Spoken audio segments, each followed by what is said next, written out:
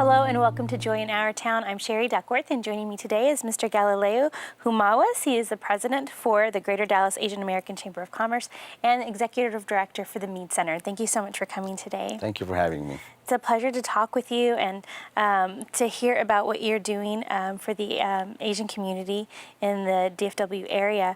Can you tell us a little bit about what makes you distinct for your particular chamber, and how do you go about reaching out to those in your community? I would like to describe our chamber, according to our founding chairman, Mr. Robert Chu, like a salad bowl. And we have all the ingredients of the salad, and the chamber is the dressing that gelled the entire groups. We formed ourselves into different communities, to different groups. We have under our umbrella over 17 Asian communities, and varying from the main China, India, Korea, Vietnam, those major countries, and of course the Southeast Asians from Philippines, Indonesia, Cambodia, Laos, and Thai, Wow. Singapore, and we added Sri Lanka just this week. So what makes us distinct compared to the other chambers of commerce, whether they are ethnic chambers or geographic chambers, is the international character of our chamber. By nature, we are international and we're diverse. So we have that inclusion within our chamber, which you cannot see from other chambers of commerce. Having that inclusion and having such a wide variety of people involved in the chamber, and you hear, Asian American, and we don't always see what that exactly entails. That's a very large community. It's a large, diverse community with different culture and different language and different practices. Yes. Probably also different religious practices. You have greater challenges in that way. It is. If you compare it to other chambers who focus on, let's say, just the Hispanic culture, you don't have necessarily such a variety of challenges to have to face. We started on the right foot when we formed the chamber. Compared to other areas in the states and in the country, they started the local chambers, like the Philippine chamber, Korean chamber, Vietnamese chamber. We started, as mentioned earlier, as a huge conglomerate of those groups, and that's how we grow today. So what would you say are some of the biggest challenges that you're facing today? By the nature, on our strength lies our challenges. And because of that diversity and inclusion within our organization, I'm getting the challenge of different practice. Language is one. I don't speak the entire different languages within our chamber. I speak Filipino or Tagalog. Of course, I speak different languages like Spanish. We were under the Spaniards for 300 years, so I speak Castilian. But there are several languages, and also the different religious practices and the different culture that they bring into this community. Now, how do these challenges affect the business area? We have only, I should say, one language in common now, which is the language of business. Yes. And when we come together, I have a huge board, 36 board members, and representing different communities. But we only speak one common language, is how to do business with each other and how to improve or pursue our business economic development goals here in North Texas. Yes, and that's wonderful. We see such a large Asian community here in the North Texas area, and to know that it is so diverse, and it does require so many different.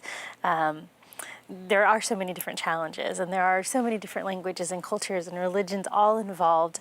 It just seems so overwhelming to be able to address those, but to know that there is that common language of business, and America being who America is, to be able for them to grow and to come in and to start their businesses. Right. How do you go about helping them in getting their businesses started and to supporting them, this large group of people as it as you have to support. How do you encourage them? Well, true to our nature, our mission, which is really business economic development, and we provide to our, first of all, to our members the opportunity to participate in the economic development in this region. And that would mean from our part is really to provide them access to this participation. It could be under procurement or contracting, or it could be in networking, or last but not the least, in our advocacy for them. We have to be their advocate. We are the voice of business. So we can advocate for them in the local, state, or federal level in our participation in the economic development goals. So for the chamber, you're really focusing on helping them with their businesses. With the Mead Center, can you tell us what your main goals are there? Thank you for asking that question. I run two organizations, the Chamber of Commerce and also our foundation, which is we call the Mead Center. The Mead Center's goal basically is to help the low moderate income individuals and families, opening for them job opportunities and of course business opportunities. So we help the startups. We provide them technical skills, workshop, educational, informational workshops so that they learn how to start a business with the hope that they will be able to hire themselves and of course hire other employees or people, which is basically economic development, job creation. So job creation is our main target for the Mead Center. For the individuals who are coming to you, what are some of the challenges that they're facing getting started?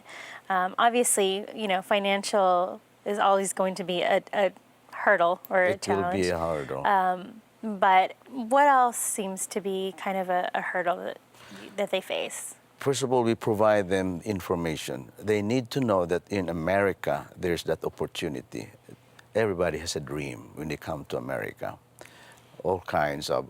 So we provide them, first of all, information, and we educate them how to be part of mainstream America. So if they're looking for a job, we provide them all these information knowledge for jobs. And if they're looking to start their own business, we provide them with the facilities or the skills. In Mead Center, we have an incubation program. And we have incubators, those who are starting up, who would like to grow to the next level. And we provide them all the technical support and administrative support so that they can grow and fly to here so that they can be successful and, of course, be good citizens, participants of our progress here. So for an Asian American who's looking to start their business today, what advice would you give them when it comes to getting going and getting the ball rolling? First of all, they have to examine themselves first, where they are, what is their passion, where will they be good at. And of course, we have these forum sessions in making their choices.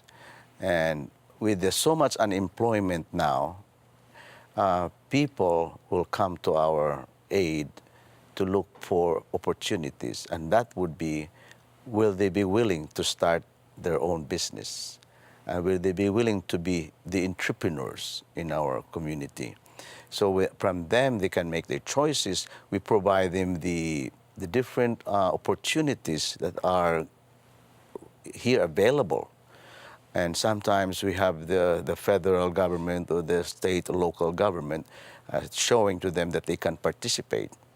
Here, for example, in the North Texas region, we are very strong in infrastructure. There's so much construction going on. And to participate in the construction industry, you could be a supplier of carpet, lights, electrical outlets, or at least be part of the design, because in our chamber, Asian Americans are very strong in the architectural engineering portion, which is phase one really in the construction process. And that is how we would like to participate. At the same time, there are other members who provide supplies, goods, and services to these projects. And that we open the doors so that they have that opportunity to participate. So there are many areas where they can participate, but there are some more focused areas where you feel the Asian American community really stands out. Mm-hmm. And so you're obviously helping them and leading them in those particular directions. Yeah, we open the doors. That's why our chamber, other than being the voice, we are the bridge, I should say. We are the connections to all these opportunities for our members. And so for those that already have businesses, the business owners that are already members of the chamber, do they partner with maybe some of those who are just coming in? What does that relationship look like for those who are already members of your chamber? Members of the chamber, either they are now existing and they want to go to the next level, and that's also how the chamber would like to support them. If you want to go to the next level from 500,000 to 1 million to 5 million, we support that, because when they grow, they will also be able to hire new Asian Americans. And of course, we go cross-cultural lines. We don't just exist among ourselves. We also partner with the Hispanic and African American community and the community at large, because we become participants in the whole community. Absolutely. And it's wonderful that you do that.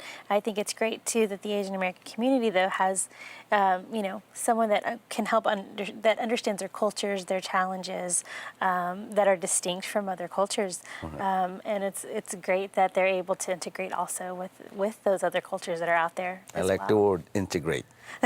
Integration is one of our mastery in our skills in putting all this together. Yes. By the nature of our own organization, I should describe to you like a solid bowl. Right.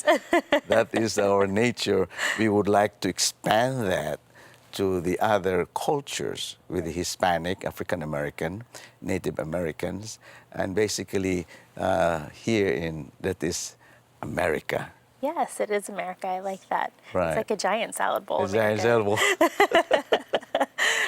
When it comes to the challenges that you face, what do you see for the future for your chamber? What do you see? What are some of the goals that you have for the community? Now, we don't exist in a vacuum. We are now global. We are now international. And for our chamber to really go to the next stage level of our future, we have to go international. So we partner now with some companies or corporations who are in Asia, in China, in Korea. We promote our program of inviting them to invest in America. And we have some programs that are provided to them. And of course, together with that, we'll be educating them how to be part of America, business-wise. So that's wonderful. So we had that international work going on. It's just another reason why living in the North Texas area is such a great thing to do. So it's a great region of Texas to live in, and of the states to live in. So thank you so much for coming in to talk to us, Mr. Humas. We really appreciate it. Thank you, Sherry. And what you do for your community. Thank you. Thank you very much for having me. And thank you all for watching Join Our Town today. Take out meals for just $12.99. Call now.